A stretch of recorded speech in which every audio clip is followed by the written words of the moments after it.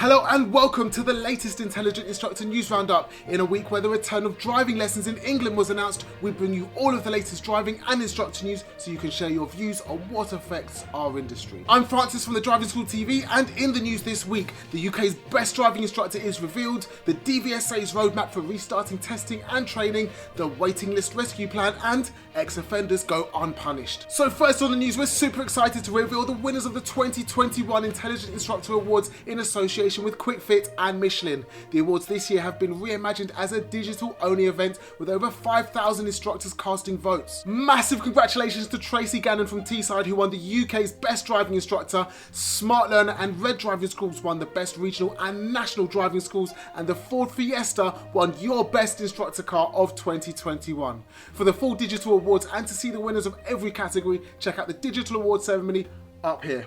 Next on the news, the roadmap for restarting training and testing in England has been announced. We've waded through all of the text to bring you the important points that you need to know. And note, these dates are subject to the government's review on the 5th of April. So, driving lessons are to be allowed to start again on the 12th of April. Then, driving tests will be starting on the 22nd of April, 10 days afterwards. Candidates with a test booked before the 22nd will be getting an email to say their test is going to be rescheduled. Instructor tests will restart on the 22nd as well, and any ADI Part 2, Part 3 tests or standards checks booked after this date will go ahead as planned. Practical and theory tests for mobile emergency workers which have already been booked will still take place as scheduled, and the DVSA is working with the Scottish and Welsh governments who are setting out their own plans and timetables to reduce restrictions, but there are still not even provisional dates yet for those regions. Next on the news, the DVSA have been meeting with the NASP to discuss the post-COVID rescue plan for driving tests and theory tests. The backlog on driving tests is currently at around 420,000